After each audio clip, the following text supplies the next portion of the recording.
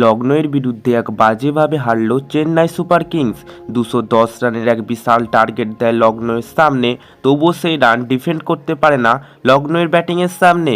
210 রানে 4 উইকেটের এক বিশাল ইনিংস খেলে প্রথমে ব্যাট করতে নেমে চেন্নাই। ঋতুরাজ গায়কোয়াড় 108 রানের এক বিশাল ইনিংস খেলে মাত্র 60 বলেতে। এরপর শেষের দিকে শিবম দুবে 66 রান করে মাত্র 27 বলেতে। ফলে 211 রানের এক বিশাল টার্গেট দেয় চেন্নাই সুপার কিংস। এরপর 19.3 ওভারের মধ্যেই লখনৌ এই ম্যাচ আরামসে জিতে যায়। দুর্ধর্ষভাবে খেলে মার্কাস স্টয়নিস 124 রান করে মাত্র 63 বলেতে। এরপর নিকোলাস পুরান 34 রান মাত্র 15 বলে এবং শেষের দিকে দীপক হুড্ডা 6 বলেতে 17 রানের ইনিংস খেলে ম্যাচকে জিতিয়ে নেয় চেন্নাইয়ের হাত থেকে। এরপর সামনে আসে ম্যাচ হারের আসল কারণ।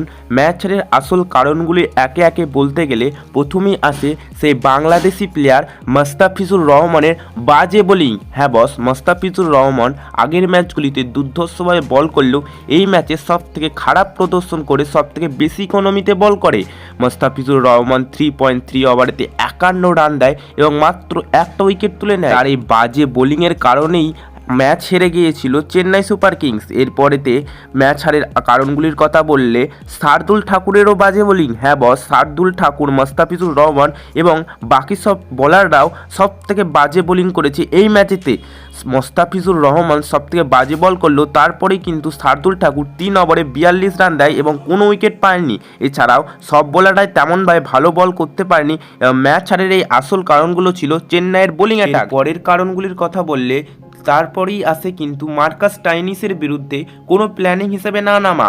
হ্যাঁ বস, মার্কাস স্টয়নিসের বিরুদ্ধে কোনো প্ল্যানিংই কাজ করতে পারে না, ফলে মার্কাস স্টয়নিস একাই ম্যাচকে জিতিয়ে নিয়ে চলে যায় চেন্নাইয়ের হাত থেকে।